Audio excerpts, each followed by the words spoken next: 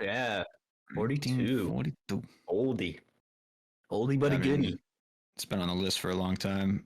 This is another one. It's kind of in the vein of like Citizen Kane for me, where it's like one of the best movies of all time. Everybody keeps saying. I mean, obviously it's old, and it's set the precedent for a lot of things. But what's your guys' take on that? I guess.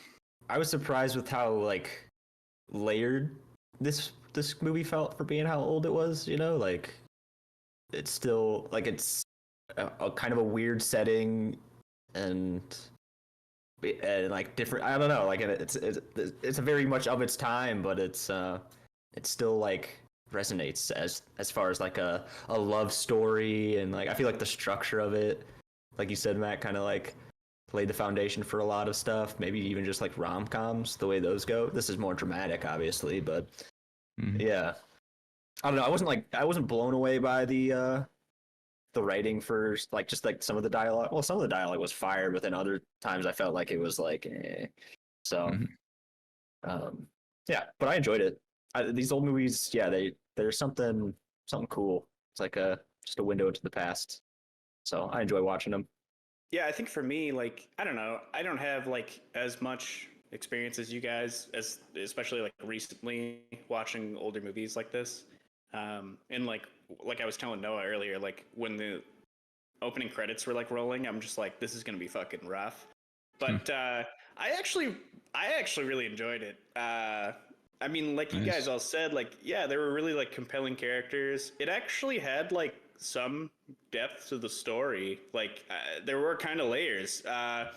And like I think I'm just a sucker for like the fucking expatriate hideout place Yeah. in like some far off corner of the world. Like so I just liked the aesthetic. But yeah, I mean, like obviously, like the fucking acting is like whatever. Yeah. But like me, I don't know. I thought like all the characters in the story was well written. And yeah, I mean, I feel like in a way, I feel like you could almost easily adapt this to like another time, like today. Like you could adapt a story like this to today, kinda. I mean, like you just swap out World War II for like some other thing. But like even like Ilsa and fuck, I can't. Victor, yeah, Victor is her husband's name. I don't know. But they're like essentially like they're Laszlo? like kind Laszlo? yeah, Laszlo, yeah. They're like essentially like spies almost. Like Right. so like I don't know, there's almost like a spy element to it, but it's not like a thriller. Like it's just I don't know. And I feel like as far as Rick goes, like he kind of just got like caught in between this stuff and then this woman just shows up back in his life, and I feel like he's almost like I would call him a true neutral character, but he did actually help out like some random person, like because he the couple and stuff. yeah, so like he does actually, like you can tell he is a good guy,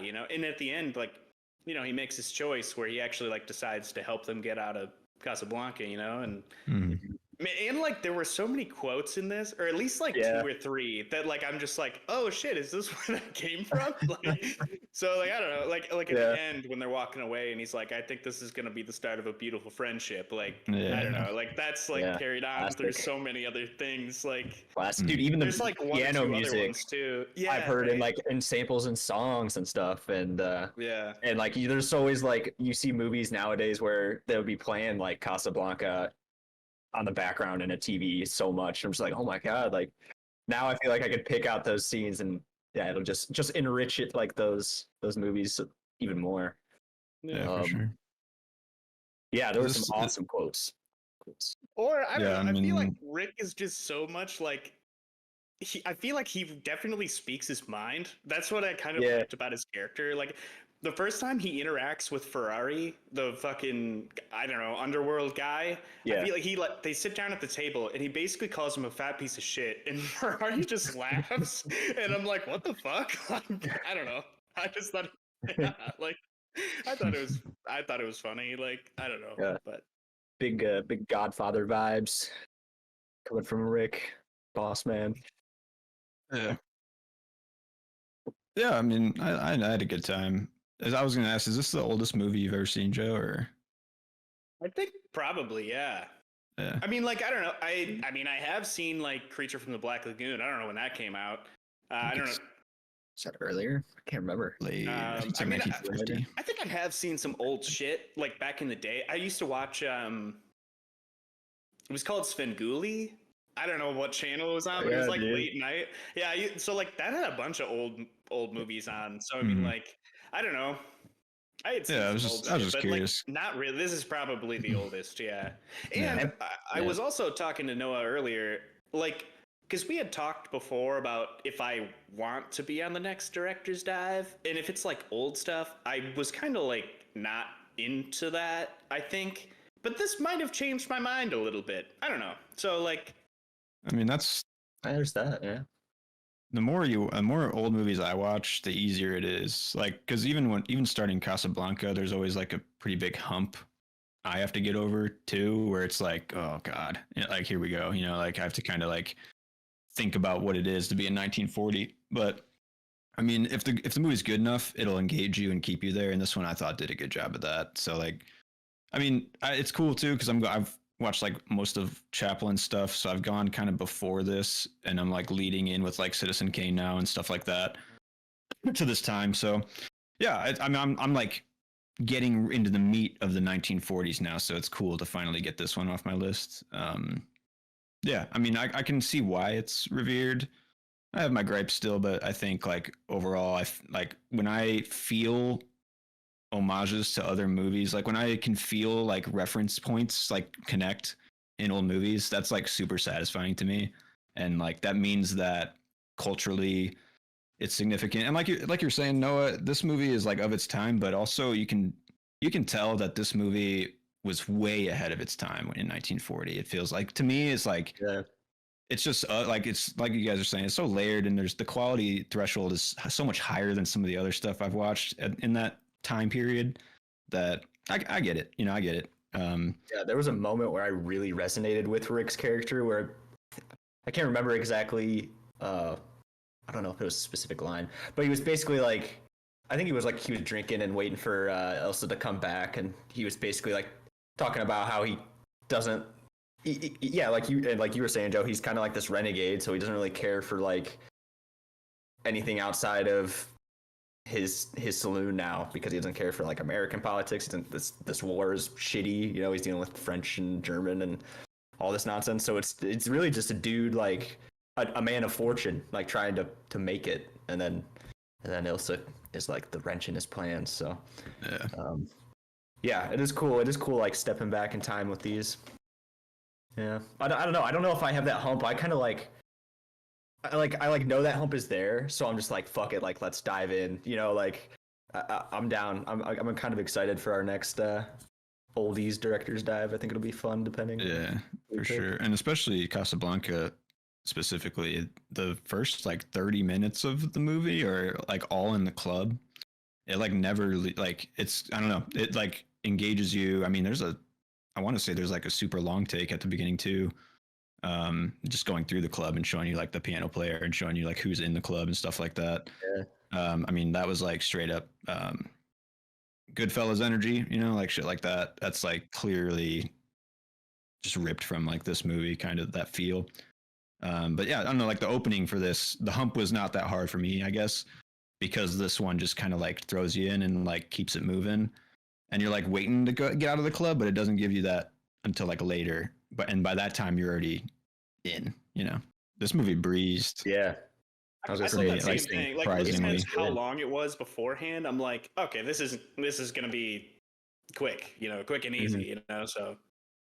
Yeah, I didn't even feel the hour and 40. Like it felt like, and that's another mark of a good movie. It's like you've literally lost time. Like time flies when you're having fun. Like I mean, there's some truth there. I think where if a movie can like transport you and like be faster than you think it is, or be more like on top of it, that's like a success to me. So yeah, it shows you're engaged without like knowing it. I think the characters were decent. The script I think was the highlight for me. There's obviously like comedic moments with like, are my eyes brown, when he's getting his like license taken or whatever. Like those are like the clever character moments that get you in. But just like the guy trusting him in the first 10 minutes and getting arrested, like I don't know, it just like set the scene.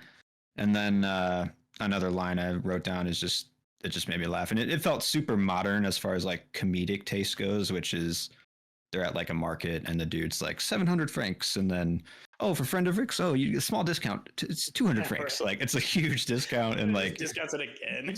yeah, it's like down to 100 or something. He just leaves. So I think like the ultimate machinations of the plot and characters are what really made this movie breeze and be good to me. The acting is pretty good. I will say I think like Humphrey Bogart, he's a cool character, but I would say, I mean, it's like the problem I have with most older movies is like the actor isn't really an actor. It's just a dude in a suit that can smoke a cigarette, and like he's elevated to a status level of a degree because of like reasons, like because people like to watch like a semi handsome white guy on screen, you know, in 1940, yeah, and like nowadays, like actors like have to, you know, like try. I don't know. This character like was just like basically the New York accent was the character, you know, and it's like of the time, but it's also like kind of like to me he was kind of flat, and I warmed up to him, but it just I don't know. But I mean, maybe it's just all contained. That's the performance, you know. He's that suave, he's that cool, he's that guy. Yeah. I mean, that's probably why his character's timeless now, you know, is because like I don't know. But also Ingrid Bergman, she did a really good job, I thought too. I thought like as far as like drawing you in with a performance, she killed it. You know, like she actually brought you in compared to Bogart. But yeah, and I mean her character's obviously got a huge, complicated journey she's on, and I don't know, it was good. I liked how it kind of turned ultra dramatic when she pulled the gun out. Like there were turns in this movie that it kind of shifted the drama or shifted like to comedy or shifted to, you know, the love story. It kind of was a lot of different things, which is cool. But yeah, I don't know. That was like that scene in his office was like I think the scene that I'd most like seen before or like had been referenced the most that I remember seeing references for. Which one's that? When she pulls the gun out and is like, "But like, go ahead, but like, you'll be doing me a favor," and like, I don't know what to believe anymore, like that kind of thing. Yeah, that one, it got kind of eye rolly for me there. Her turn to like be on his side again in love or whatever. Yeah, same. I mean, maybe it was like, yeah. Flip. I respected her character a lot more, and then that moment was so hammy that I was like, I thought the same thing. All like, I don't know. Yeah, it was just too quick of a shift. Especially, I mean, yeah, she's married to this. Yeah, I was like also thinking, does she really love him that much, or is this like she's trying to play that card now? You know, like get him back. It's so there, it could be, you know, read between the lines a little bit. I got the feeling that she loved her husband for like what he stood for, essentially, not like really loved him as a person. He was a good character Rick too. Was. Yeah, that's the thing. Like him and Rick's interactions, I actually thought were like they're good. Like they were just smart and not like overplayed. So, which I would expect in dramas or and even things. With Ilsa, like there's clearly a love there. You know, it's probably not to like the Casablanca Nights love. You know, obviously like the hot, steamy love that she has with Rick, but we'll always have like Paris. Yeah, it's kind of like Notebook-esque. Where like, one, I think. Yeah, that's a big one. Yeah, definitely. It's kind of like Notebook-esque. Like the dude that they're with now, like isn't really a dick, you know. But like, it's not. He's not our guy. You know, so it's like, but I don't know. It's done even more tastefully in Casablanca. As the audience, it's like fuck that guy, you know. But if we like started with that guy, we'd be like, oh fuck Rick. Who is this fucking guy? Like, yeah, right. And then he just becomes like an okay guy the whole movie, and he's actually pretty good by the end. Like proves himself that he's not, like a scumbag or anything. Yeah. I'd also made a note to highlight how great like the lighting was for this movie. Absolutely. Just shot composition in general. I think that's another reason why this movie is at the level it is just fucking beautiful choices. Like, and some of the camera work, it's smooth as shit. Like it's good, you know, and it's dynamic and it does. It's crazy does the job. How it's like how something so simple can still be so damn good. Yeah, like you get those fundamentals down. I was thinking too while I was watching this. I had watched like some YouTube video, like I don't know, a couple months ago about like audio in like media, like shows and TV, and how it's like changed over the years. And I don't know, like back in the day, they had to just like hide mics and like I don't know, fucking plants or like Yeah. wherever they could, and people had to like speak clearly. And now like nobody fucking does that, and they just overdub shit like if they need to. And like in the video I was watching, like they talked about like Alec Baldwin and how like on like 30 Rock, Tina Fey like couldn't even hear him because he was like literally just whispering, and like he's literally inaudible except for the mic that's like on him. I don't know, it's just like mic. crazy, like how like audio technology has advanced, you know, too. Like, Yeah, for sure. I mean, you gotta be way out in the open, like back in 1940. But nowadays, like it makes for better filmmaking, in my opinion, because you can get these intimate little, like straight up. It's like you only sometimes need like that, like primal like breath, and like to be able to get that that's pretty cool to me. But I get what you mean totally. So shows you like how misused it can be. You know, I don't know. Like, there's so much out nowadays, and like a lot of it is just slop. yeah, And it's like you watch a movie like this, and it's it's like you had to work so much harder enlightening, back in bro. the day, like Yeah. like that kind of stuff, you know, like Yeah, you know, definitely. You're actually shooting on film. Like there's a literal like time limit that you have for Yeah. like I don't know. That's just crazy Your to think about. exposure has to be you know? just right, probably. Yeah. To like get You don't even know what you have. You're just like, Yeah, we think we did it right. that's right. Yeah. Check it later. Yeah, that's crazy. well, I that's didn't post. hopefully. No VFX, no crazy. Like the Yeah, closest right. thing to VFX is like what, like a dude snipping fucking plates out of the film and like Filling in like with slicing paint shit. on the frame. Yeah. Yeah, it's like, jeez. Holy- Yeah.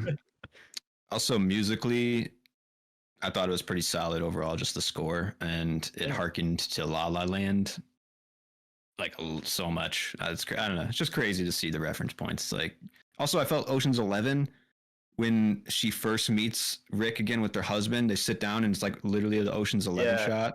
The Terry And Benedict. it felt like, it's like when they meet at the. I was like, wow, dude. It's just cool. But did you? Yeah. I think. I could be. Let me look it up because I think that. Well, I mean, like obviously you're referencing like the newest Ocean's 11. The newer, but I think that there is an old one though, right? Yeah, it's Am got I- like the Rat Pack. Gotcha. I've never actually watched it, but like I don't know. I think it's in the movie chest, honestly. So maybe someday. I have a Ocean's 11 collection of the old one and then the new 3. Oh so. hell yeah! So have you seen If we ever it? pull Like it. the old No, one? no, I haven't watched it yet. So if we do I pull was it, curious, like how much different it is. I don't know. Yeah. I think that's probably one of the cool guys in suits smoking movies. Oh, absolutely. Yeah, Older I can ones, see it, obviously. Swanky Vegas Yeah. film, dude. Oh yeah. Yeah. The new ones, I love those movies though. Yeah. Those are great. Yeah, me too. And I guess another note, we talked about it a little bit, but like the setting of this movie, another huge like highlight, or like Yeah, I don't know. I love the fucking expatriate hideout locations. You know, like I don't know. yeah, it allowed so many different characters to literally be in one space. They have like so and, many different backgrounds. conflict They're like bubbles. French people, Germans, Americans. There's those Right. that one couple was from Austria, I think, or Oh maybe? yeah, Bulgaria. Bulgaria. Yeah, that's what it was. Yeah. Yeah, it just made like very interesting and like very tense when it needed to be. You know, it's cool. Yeah, and it's like I don't know how. I think maybe because of World War II, like this movie definitely like made it a point to like get all these sort of different views, different people and different views in like one place It's like to like during understand. Yeah, Yeah, it's like during during World World War War II. It's like in the middle of it too, which is It's like kinda- not. It's like it does really good to like not be propaganda too in that way. You know what I mean? Because I feel like Yeah. it could have easily fallen into that to just be like. Yeah. This is our American hero, like he's out here roughing it, but it's actually just this is just an Yeah. American That in is this really shitty interesting. situation. It is like it came out, yeah, like you said, it came out straight up during World War II, but it was not propaganda. That's fucking. That is actually. I didn't Is think that- about that, but that's yeah. just, like, Yeah, kind it's- of fucking crazy. It's like one of the most mature takes, honestly, and it happened during the war, which is that's Yeah. honorable, I'd say. Yeah. Yeah. for sure. So yeah, maybe it just like spoke to a lot of different audiences of like and Americans to be like, whoa, like there's a lot of different viewpoints and we know the bad ones, like we know the Nazis and we know and it's like now we know a little bit of like the French and other things. So yeah. Yeah. And I also watched Oppenheimer like a couple days before I watched this, so like getting like Lines all up. like, a lot of takes, right. Time-wise. but like I know not really like a lot of takes, but like it's like other shit going on in the world, I guess. Not that that really is like anything to do with it, but A couple years later, right? Still the same. It's around the same time. Yeah. I guess I had a note as far as like it got a little messy to me, this movie towards the end. For some reason, Laszlo got arrested twice. I was just like, he got arrested, and then like the other dude comes to like actually charge him or whatever. So I'm sure in the script it's like, well, this time he gets arrested, this time he actually gets taken in. But he gets taken in both times, or he's about to get taken in. I was just like, that felt sloppy or just like unnecessary. Well, I think Like the first time he got taken in, it was with Ilsa, right? Was And I think that like I just remember I don't remember like the French guy in charge of in charge of Casablanca. I don't remember his name, but he's with the Nazi dude, I thought, in the office, and the 4 of them are talking. And that's when they first say, like, you either have to leave Casablanca or you have to stay in Casablanca, like one or the other, or something like that, right? And then they can just kind of let him go or something. Is that? Yeah, I'm just like, he got let go, and then like 5 minutes later, they come and arrest him again. Basically, Yeah. I was just like, do we need to like have 2 arrests? I think like as like a screenwriting note. Something was supposed to have changed, but yeah, I didn't really pick that up either. Stakes must have changed slightly. Yeah, but I thought I think they were just gonna let him go at first, and then they decided the second time they arrested him. I thought that they were just gonna, straight murder him. And I think Rick was like responsible for him being arrested at least one of the times due to love or whatever. Unclear. Maybe in another rewatch it'll be a little more clear. But I thought the plane scene at the end really brought the movie home. Like the gripes I was feeling kind of like washed away with that final scene. Because I thought that it was a great ending. I mean, there was like actual dramatic tension with the plane trying to take off, and I think it's the French officer, like Officer Rando. I want to say Renault, Yeah. Renault, something like that. Oh, Renault. Yeah, I just want to say he said Rando, but maybe I just misheard that. But he's Officer Rando. Pretty much. He's like a subtle character through the whole story, but he plays such a huge part at the end there, and it kind of comes out of nowhere. But I don't know, it really sold the movie for me. Like his willingness to play both sides of the moment. And I mean, obviously, it harkens to like Hans Landa and Inglourious Bastards a lot. Like True. he's the guy that will like do anything and come out, on the winning side. He thinks. Yeah. Nah, I mean, them walking away, the beautiful friendship line. That's fun. I mean, I don't know. It makes you want to like wonder where they will go with like their endeavors too. That cafe's still up. Is there? Yeah. What's happening? The salute's still there. Yeah, I did have a few urges to give this one 5 stars, but I think I'm going to land it at 4.5 right now. Oh shit! I didn't even think about rating it for some reason. We'll see in the future, but I'm not. I was kind of feeling 4. Just feeling 4. I think I'd give it 4.5. There you go. I like it. Maybe. I don't know. Prestige. It was good. I mean, yeah. Yeah,